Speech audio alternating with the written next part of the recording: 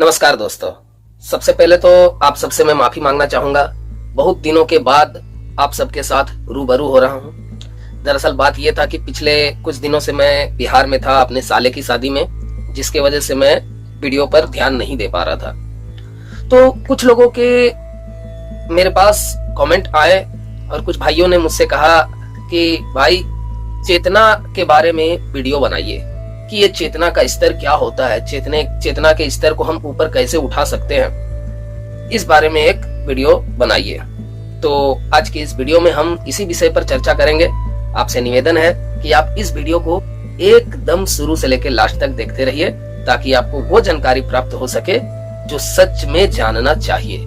तो चलिए शुरू करते हैं आज का ये वीडियो। तो सबसे पहले तो हम ये समझने का प्रयास करते हैं कि ये चेतना क्या है, क्या होता है चेतना। चेतना यानी कॉन्शियसनेस किसे हम कह सकते हैं। तो देखिए, जो आप अपने आप को खुद को समझ रहे हो, जो आप अपने आप का होना महसूस कर पाते हो कि मैं हूं, दरअसल वही चेतना है।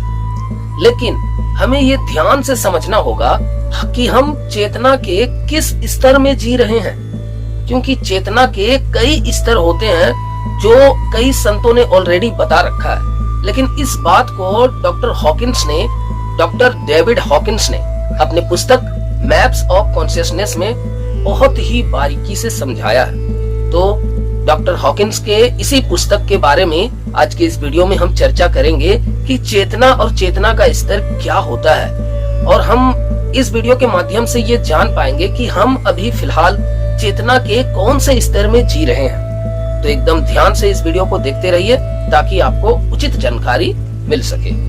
तो सबसे पहले तो मैं आपको बताना चाहूंगा कि अगर चेतना का स्तर गिरता है तभी हमारा पतन होना शुरू हो जाता है और हम नर्क वाली जीवन को जीने लग जाते हैं। लेकिन अगर हमारा चेतना का स्तर ऊपर उठता है तब हम आनंद से भरा जीवन जीने लगते हैं, मतलब हम जीते जी ही स्वर्ग वाली जिंदगी जीने लगते हैं। आपने नेपोलियन का नाम तो सुना ही होगा। नेपोलियन जो कि बहुत कम समय में सैनिक से कमांडर बना था, और वो इसीलिए संभव हुआ था क्योंकि उस समय नेपोलियन का चेतना का स्तर लगभग 400 के आसपास में था, जिसके वजह से वो बहुत कम समय में सैनिक से कमांडर बन पाया था। नेपोलियन जो कि उस समय चेतना का स्तर उसका 400 के आसपास में था, और वो रणनीति में भी बहुत ज्यादा माहिर था। लेकिन जैसे जैसे उसको उपलब्धि प्राप्त होती गई, उसके अंदर अहंकार फूलता चला गया, और जैसे ही अहंकार ने जन्म लिया उसका पतन होना शुरू हो गया। एक बार की बात है कि नेपोलियन ने अपने आप को यूरोप का एकमात्र राजा घोषित कर दिया था, और यही कारण है कि उसका अहंकार फूल गया और उसका पतन धीरे धीरे ऐसा पतन होने लग गया कि वो कमजोर राजाओं से भी एक के बाद एक हारते चला गया। एक दूसरा उदाहरण हिटलर का भी है। हिटलर का नाम कौन नहीं जानता है, हिटलर को हर कोई जानता है। हिटलर अपने समय में इंजीनियरिंग में भी बहुत ज्यादा माहिर थे।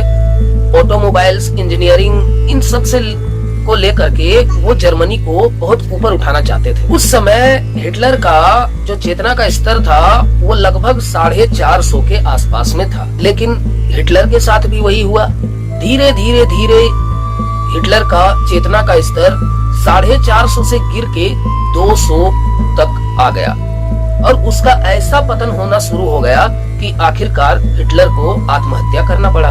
तो आप लोगों में से कई लोग तो ये सोच रहे होंगे कि क्या बकवास कर रहा है, जो बताना है उसको बताओ, शुरू करो। तो चलिए शुरू करते हैं एकदम शुरू से। तो देखिए, चेतना का स्तर जिसको 0 से लेके 1000 तक माना गया है। जीरो जो है वो मृत्यु का चेतना स्तर है। मृत्यु मतलब शून्य, मतलब 0, उसका चेतना स्तर 0 है। ठीक है, ये चेतना का स्तर जो होता है, इसी स्तर पर मनुष्य दुनिया को देखता है और अनुभव करता है। मृत्यु के बिल्कुल निकट है सर्प, और सर्म का चेतना का स्तर है 20। सर्म अपने आप में एक पैसिव डेथ है। पैसिव डेथ, यहाँ वो लोग होते हैं जो हमेशा शर्म में जीते हैं। ये लोग अक्सर सुसाइडल होते हैं। जो लोग छोटे बच्चों को शर्म महसूस कराते हैं। दरअसल ऐसे बच्चे लोग आगे चलकर दूसरों के प्रति और जानवरों के प्रति अक्सर निर्दयी पाए जाते हैं, निर्दयी होते हैं। तो आप लोगों से विनती है कि अपने जूनियर्स को, अपने से छोटों को शर्म महसूस ना कराएं। शर्म के थोड़ा ऊपर होता है अपराध बोध, जिसका चेतना का स्तर होता है 30। ये वो लोग होते हैं जो अक्सर बदला लेने की फिराक में रहते हैं। आपने गौर किया होगा कि जेल में जो कैदी होते हैं वो अक्सर अपने से बड़े और बुरे कैदी को सजा देने की फिराक में लगे रहते हैं। इस स्तर में अक्सर वो लोग पाए जाते हैं जो टेररिस्ट होते हैं, अपराधी होते हैं, सीरियल किलर होते हैं। ये वही लोग हैं जो हमेशा अपराध बोध में जीते हैं। अपराध बोध में जीने वालों का मन हमेशा अशांत रहता है, इनको शांति की प्राप्ति नहीं हो पाती है। अपराध बोध के ऊपर जो चेतना का स्तर है उसका नाम है आशाहीन हो जाना। आशाहीन, जिसका चेतना का स्तर है 50। यहाँ वो लोग जीते हैं जो दूसरों को नुकसान तो नहीं पहुंचाते हैं, लेकिन खुद निष्क्रिय हो जाते हैं। कुछ भी करने का मन नहीं करता है, बस एक जगह पड़े हुए रहते हैं। इस स्तर में वो लोग होते हैं जो भिखारी होते हैं, चोर होते हैं, होमलेस होते हैं। बस ऐसे ही लोग इस स्तर में जीते हैं, जो भले दूसरों को तो नुकसान नहीं पहुंचाएंगे, मगर जीवन में आगे बढ़ने के लिए ये खुद भी कुछ भी नहीं करेंगे, बिल्कुल निष्क्रिय हो जाएंगे, आशाहीन हो जाएंगे। आशाहीन के थोड़ा सा ऊपर है ग्रीफ, जिसका चेतना का स्तर है 75। इस स्तर में वो लोग जीते हैं जिसका अगर कोई अपना खो जाए तो उसको जो फील होगा, या कोई भारी नुकसान हो जाए तो उसके बाद उसको जो फील होगा, दरअसल वो इसी स्तर में आ जाते हैं। इस स्तर में व्यक्ति को केवल दुख ही दुख दिखाई देता है कि संसार में हर जगह केवल दुख ही दुख है। इस स्तर में अक्सर आप उन लोगों को देखोगे जो जुआड़ी होते हैं, जो कर्ज में डूबे हुए लोग होते हैं। ऐसे लोग ही इस स्तर में पाए जाते हैं। और ध्यान रखने वाली बात यह है कि अगर आप इस स्तर में बहुत ज्यादा देर तक रुकते हैं तो आप डिप्रेशन के भी शिकार बन सकते हैं। आपको डिप्रेशन जैसी गंभीर समस्या का भी समाधान ढूंढना पड़ सकता है। अगला स्तर है डर, और डर का चेतना का स्तर 100 है। तो इस स्तर में थोड़ी सी लाइफ एनर्जी आपको मिलती है, थोड़ी सी। जैसे आशाहीन में आपने क्या देखा कि वहाँ व्यक्ति बिल्कुल निष्क्रिय हो जाता है, कुछ भी करने की इच्छा नहीं होती है। लेकिन डर में थोड़ी सी लाइफ एनर्जी मिलती है, वो कुछ करना चाहता है डर के कारण। डर के कारण वो कुछ ना कुछ करता है ताकि उसको पनिशमेंट ना मिले, या फिर वो जिस कारण से डर रहा है वो उसके जीवन में घटित ना हो जाए। लेकिन यहाँ आपाधापी में मन की शांति नहीं मिल पाती है, हमेशा चिंता बना हुआ रहता है। चिंता बने रहने का कारण ये है क्योंकि अभी आप डर के स्तर में हो, जहाँ खतरा और परेशानी बने रहने का हमेशा चांस रहता है, जिसके कारण चिंता भी बना रहता है। समझ रहे हैं ना? अगला स्तर है इच्छा, और इच्छा का जो एनर्जी लेवल है वो है 125। तो इच्छा जो है वो डर से थोड़ा बेहतर है, क्योंकि इच्छा एक ऐसा स्तर है, इस स्तर में लोगों को कुछ पाने की इच्छा होती है, कुछ पाने की इच्छा। इसीलिए इस स्तर में जो लोग जीते हैं उनका जीवन थोड़ा सा तो बेहतर बन जाता है, थोड़ा सा बेहतर बन जाता है। लेकिन ध्यान रहे कि इच्छा यानी डिजायर के पीछे भी डर छुपा हुआ रहता है कि मेरी अगर वो इच्छा पूरी नहीं हुई तो क्या होगा, डर छुपा हुआ है ना। जैसे अगर मैंने वो मनपसंद कपड़े नहीं पहने तो फलाना लोग क्या कहेंगे, समझ रहे हैं ना? आपने ध्यान दिया होगा, आपने कई ऐसे लोगों को देखा होगा जिसको कुछ कलेक्शन करने की बहुत रुचि होती है। जैसे एग्जाम्पल के लिए समझ लीजिए कि कोई ऐसा व्यक्ति है जो कार का कलेक्शन करने का शौक है उनको, क्योंकि वही उसकी इच्छा है। तो मान लीजिए वो व्यक्ति 200 कार कलेक्शन कर लिया है अपनी इच्छा के कारण, लेकिन फिर भी उसको संतुष्टि नहीं मिल रही है और वो फ्रस्ट्रेट हो जाता है। तो इस स्तर में जीने वाले लोग अक्सर फ्रस्ट्रेशन में पाए जाते हैं। अगला स्तर है क्रोध, जिसका एनर्जी लेवल है 150। दरअसल ये मृत्यु और निराशा से तो बेहतर है। ये जो क्रोध है ये मृत्यु और निराशा से तो बेहतर है, मगर ये एक अस्थिर जोन है। यहाँ स्थिरता नाम की कोई चीज नहीं है। इसीलिए मैं कह रहा हूँ कि ये जो क्रोध का स्तर है ये अस्थिर जोन है। ये वो स्थिति होती है जहाँ व्यक्ति खुद को नीचे गिरा हुआ पाता है। अगला स्तर है अभिमान, जिसका एनर्जी लेवल है 175। तो ये वो स्तर है जहाँ दुनिया के अधिकांश लोग इसी स्तर में जीना तो चाहते हैं, क्योंकि इस स्तर में लोगों को फ्रीडम का एहसास होता है, मुक्ति का एहसास होता है, डर से, क्रोध से, इन सब से मुक्ति का एहसास होता है। लेकिन ध्यान रहे कि ये जो अभिमान होता है ना, ये बाहरी उपलब्धि पर टिका हुआ होता है। समझ रहे हैं ना, बाहरी उपलब्धि पर। जैसे जैसे ये बाहरी उपलब्धि अगर बढ़ेगा तो आपका अभिमान बना हुआ रहेगा, लेकिन जैसे जैसे बाहरी उपलब्धि घटेगा तो उसके साथ ही आपका अभिमान भी घटने लग जाएगा, कम होने लग जाएगा, खत्म होने लग जाएगा। समझ रहे हैं ना, ये वो स्तर होता है जहाँ व्यक्ति खुद को तो बड़ा समझता है लेकिन दूसरों को छोटा समझने लगता है। अभिमान वो स्थिति होती है जहाँ लोग खुद को तो बेहतर समझता है लेकिन दूसरों को तुच्छ समझने लगता है। ये वो स्थिति होती है जहाँ लोग सॉल्यूशन से ज्यादा एनकाउंटर पसंद करते हैं। मतलब अगर आप कोई पुलिस ऑफिसर हो और आपको किसी चोर को पकड़ने के लिए कहा जाए तो आप उसका सॉल्यूशन निकालने की जगह उसका एनकाउंटर करना पसंद करेंगे, अगर आप अभिमान वाले जोन के चेतना स्तर में जी रहे हो तब। अगला लेवल है साहस, जिसका एनर्जी लेवल है 200। दोस्तों यहाँ से ध्यान से समझने का प्रयास करिएगा, क्योंकि यहाँ से बहुत बड़ा बदलाव शुरू होता है। ये वो स्तर है कि अगर व्यक्ति यहाँ तक पहुँच गया, साहस तक पहुँच गया, तब वो और भी ज्यादा ऊपर उठता चला जाता है और नीचे गिरने के चांसेस बहुत कम हो जाते हैं। ये वो स्तर होता है जहाँ व्यक्ति खुद की गलतियों को देखने का साहस कर पाता है और केवल उतना ही नहीं, उसको सुधारने का भी साहस कर पाता है। मतलब इस स्थिति में व्यक्ति अपने गलतियों को देखने का साहस कर पाता है। सोचो कितनी बड़ी बात है, क्योंकि आज के समय में लोग अपनी गलतियों को नहीं देखते हैं, केवल और केवल दूसरों की ही गलतियों को देखते हैं। अगर आप अपनी गलतियों को देखने का साहस कर पाते हो तभी आप अपनी गलतियों को सुधार भी सकते हो। समझ रहे हो ना, ये वो स्तर होता है जहाँ व्यक्ति बहुत कुछ करना चाहता है, बहुत कुछ करना चाहता है, पूरी दुनिया देखना चाहता है। मतलब ये स्तर कर्मशील लोगों का होता है। जो व्यक्ति कर्मशील होते हैं ना, वो अक्सर इसी स्तर में पाए जाते हैं। अगला स्तर है निष्पक्षता, जिसका एनर्जी लेवल है 225। ये वो स्तर है जहां व्यक्ति नॉन जजमेंटल हो जाता है। ओशो ने अपने एक सत्संग में कहा था कि अगर आप सत्य देखना चाहते हो तो ना तो किसी पक्ष में रहो और ना ही किसी के निष्पक्ष में रहो। मतलब ये बहुत बड़ी बात है। निष्पक्षता एक ऐसा स्टेट है जहाँ व्यक्ति नॉन जजमेंटल हो जाता है। यहाँ व्यक्ति ड्युअलिटी का यानी द्वैत भाव का टैग लगाना बंद कर देता है कि क्या अच्छा है, क्या बुरा है, क्या ऊपर है, क्या नीचे है, क्या दिन है, क्या रात है, क्या अमृत है, क्या विष है, क्या आदमी है, क्या औरत है। इस तरह का ड्युअलिटी का जो द्वैत भाव का टैग लगाना बंद कर देता है।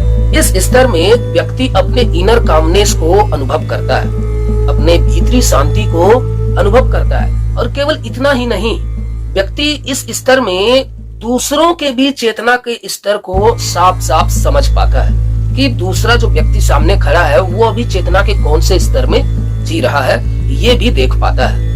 अगला जो स्तर है वो है विलिंगनेस, जिसका एनर्जी लेवल है 300। ये वो स्तर होता है जहाँ व्यक्ति को हर जगह अच्छाई और मौका दिखाई देता है। इस स्तर में अक्सर व्यक्ति परेशान नहीं होता है। उसके जीवन में चाहे जितनी भी परेशानी क्यों ना आ जाए, वो अपने परेशानियों से परेशान ना होकर बल्कि उसका समाधान ढूंढने की कोशिश करता है और समाधान ढूंढ कर रहता है। अगला एनर्जी लेवल है स्वीकार भाव, एक्सेप्टेंस, जिसका एनर्जी लेवल है 350।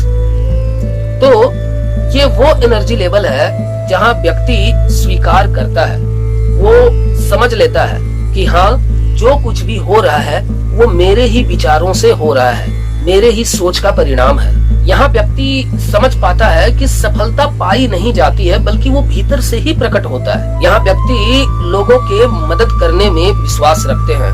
मूर्तिकार, आर्टिस्ट जैसे लोग इसी स्तर में जीते हैं। अगला स्तर है तर्क, जिसका एनर्जी लेवल है 450। ये वो स्तर है जहाँ डॉक्टर्स, साइंटिस्ट, वैज्ञानिक इत्यादि जैसे लोग पाए जाते हैं। ये वो लोग होते हैं जो बहुत मुश्किल से मुश्किल और कॉम्प्लेक्स डाटा को भी बड़े आसानी से सॉल्व कर लेते हैं। अगला लेवल है प्रेम, जिसका एनर्जी लेवल है 500। ये वो प्रेम नहीं है जहाँ एक लड़का एक लड़की के साथ प्रेम करता है, या फिर ये सेल्फ खुद से प्रेम करने वाला भी वो प्रेम नहीं है। यहाँ जो प्रेम का जो अर्थ है ना, जिसका एनर्जी लेवल 500 है, वो तो कुछ और ही है। ये एक इंटेंस फीलिंग है जो सोते जगते उठते बैठते हमेशा बना ही रहता है, जिसके बारे में संतों ने भी कई वाणियां कही है। नाम उठत नाम बैठत नाम सोते जाग रे, मतलब उठते बैठते सोते चलते फिरते आपको वो प्रेम का जो है ना फीलिंग वो बना हुआ रहेगा। जो लोग इस लेवल में जीते हैं ना, और उसके सामने अगर कोई दूसरा व्यक्ति आता है तो उसके पास होने मात्र से ही उसको बहुत अच्छा फील होने लगता है, उसको आनंद आने लगता है। तो अगला जो एनर्जी लेवल है वो है जॉय, आनंद, जिसका चेतना का स्तर है 540। और ये वो स्तर होता है जहाँ व्यक्ति का आनंद 24 घंटे बना हुआ रहता है। 24 घंटे। इस स्तर में अक्सर वो लोग पाए जाते हैं जो नेचुरल हीलर्स होते हैं, जो आध्यात्मिक संत होते हैं, जिसकी अपनी खुद की कोई इच्छा नहीं होती है। इनकी इच्छा यूनिवर्सल इच्छा के साथ एकदम मैच हो जाती है, दोनों में कोई अंतर नहीं रहता। यही कारण है कि जब ऐसे लोगों के अपने खुद के कोई इच्छा नहीं होती है, मैनिफेस्टेशन खुद होने लगता है। इस स्तर में जीने वाले लोग खुद के लिए नहीं जीते हैं, बल्कि दूसरों के लिए जीते हैं। देखो, दुनिया में लोग जी तो रहे हैं, लेकिन ये सभी लोग कहीं ना कहीं खुद के लिए ही जी रहे हैं। अगर आप दान करते हो, पुण्य करते हो या कुछ भी कर रहे हो, तो गहराई से देखोगे तो आपको पता चलेगा कि आप खुद के लिए ही जी रहे हो। लेकिन इस स्तर में जीने वाले जो लोग होते हैं वो केवल दूसरों के लिए ही जीते हैं। अगला जो लेवल है वो है परम शांति, जिसका एनर्जी लेवल है 600। और यहाँ वो लोग होते हैं जो और तुम का जो खेल है उसको समझ लेते हैं। पूरी तरह से खत्म हो जाता है मैं और तू। मतलब इस स्तर में जीने वाले जो लोग होते हैं वो जान जाते हैं कि देखने वाला और दृश्य वो एक ही है। कृष्णमूर्ति ने भी अपने वचनों में कहा था कि ऑब्जर्वर इज द ऑब्जर्व, दृश्य और दृष्टा एक ही है। इस स्तर में जीने वाले लोग जान जाते हैं कि सब कुछ चेतना ही है, सारा खेल चेतना का ही है।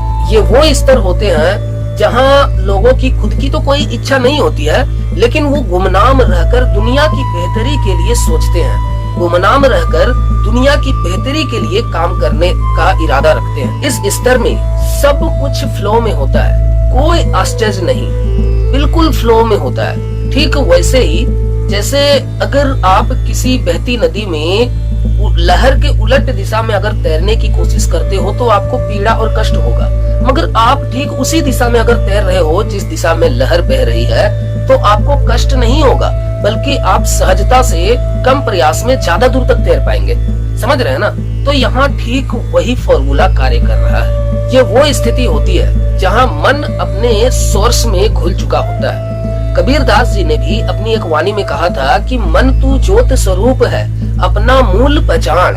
मतलब मन को कहा जा रहा है कि तू ज्योत स्वरूप है, मतलब ज्योत स्वरूप मतलब तू परमात्मा का ही स्वरूप है। बस अपने उस सोर्स को पहचान और पहचानने के बाद उसमें घुल जा। कबीर दास मन को कह रहे हैं, और मन कौन है? मन अभी आप ही हो, आप मन के तल पर ही जी रहे हो। मन यानी अहंकार, अहंकार के तल पर ही जी रहे हो। तो बस मन को अपना सोर्स पहचानना है। अगला जो चेतना का स्तर है वो है निर्वाण, जिसका एनर्जी लेवल है 700 से लेकर 1000। यहाँ व्यक्ति समय और स्थान, टाइम और स्पेस के बंधन को भी पार कर लेता है। इस स्तर में वो लोग पाए जाते हैं जो आध्यात्मिक संत होते हैं, जो बहुत बड़े फिलोसोफर होते हैं। उदाहरण के लिए जैसे इस स्तर में कौन से लोग हैं, जैसे कबीर दास जी हो गए, गौतम बुद्ध हो गए, मीराबाई हो गए, रविदास जी हो गए, गुरु नानक जी हो गए, जीसस जी हो गए, समझ रहे हैं ना, श्री कृष्ण जी हो गए, ओशो जी हो गए, आचार्य प्रशांत जी हो गए, ये वो लोग हैं जो इस स्तर में जीते हैं। मेरा मानना है कि ये लोग इसी स्तर में जी रहे हैं जिसका चेतना का स्तर 700 से लेके 1000 के बीच में होता है। ये वो लोग होते हैं जिनके कहे गए शब्दों का असर युगों युगों तक संसार में बना रहता है। तो देखा आपने, हम चेतना के इन्हीं स्तरों पर जीते रहते हैं। और आप मानो या ना मानो, संसार के 90% लोग चेतना के जिस स्तर में जीते हैं उसका लेवल है 20। मतलब इतना कम जिसका कोई वर्णन नहीं है। अगर इन्हें दिशा ना दिया जाए ना तो ये खुद को और संसार को बर्बाद कर लेंगे, जिसका जीता जागता उदाहरण है प्लास्टिक पॉल्यूशन। देखो, इसको हम चाहे तो कंट्रोल कर सकते हैं, लेकिन दिशाहीन होने के कारण हम तथ्यों को नहीं समझ पाते हैं। अब सवाल ये उठता है कि किया क्या जाए। तो करना कुछ नहीं है, चेतना का स्तर अपने आप आगे बढ़ेगा, बशर्ते आपको हर कार्य को होश पूर्वक करना है। मतलब जागरूक रखते हुए आप अपने हर विचारों को, हर एक्शन को ध्यान पूर्वक देखिए। खुद को समझने का प्रयास करिए कि आप हो कौन, खुद को जानने का प्रयास करिए। सवाल ये उठता है कि खुद को जाना कैसे जाए, वर्तमान में जिया कैसे जाए, होश पूर्वक 24 घंटे रहा कैसे जाए। तो देखो, इसका सिंपल सा जवाब यही है कि जैसे अगर आप अपने पड़ोसी को जानना चाहोगे तो उसके लिए क्या करोगे। जाहिर सी बात है कि आप उसके ऊपर नजर रखोगे 24 घंटे, तभी न जान पाओगे कि आपका पड़ोसी कैसा है। तो खुद को जानने का भी फॉर्मूला वही है। अगर आप खुद को जानना चाहते हो, जागरूक होकर होश पूर्वक जीना चाहते हो, अपने चेतना के स्तर को बढ़ाना चाहते हो, तो उसके लिए आपको खुद के ऊपर 24 घंटे नजर रखनी होगी। और इसका सीधा सा मतलब यही है कि आपको होश पूर्वक बिना प्रयास के बस चीजों को होने देना है। साक्षी भाव में आपको साक्षी हो जाना है, आपको कोई प्रयास नहीं करना है, जो हो रहा है उसको बस होने देना है। तो आप साक्षी भाव में रहोगे, मतलब बिल्कुल दृष्टा होकर के साक्षी भाव में रहोगे और आप चीजों को एनालाइज कर पाओगे, ऑब्जर्व कर पाओगे। तो इससे होगा ये कि आपका चेतना का स्तर धीरे धीरे बढ़ने लगेगा और आप जितना ज्यादा होश पूर्वक रहोगे, अपने विचारों को, अपने एक्शंस को देखोगे, खुद को समझने का प्रयास करोगे, तो चेतना का स्तर बढ़ता चला जाएगा। और यही होता है, इसके अलावा और कोई दूसरा नियम नहीं है। तो दोस्तों, आज के इस वीडियो को मैं यहीं पर विराम करना चाहूंगा। आपको आज का ये वीडियो कैसा लगा, ये आप हमें कमेंट बॉक्स के माध्यम से जरूर बताइएगा। तो मिलते हैं किसी और वीडियो में एक अलग नई जानकारी के साथ। तब तक के लिए नमस्कार।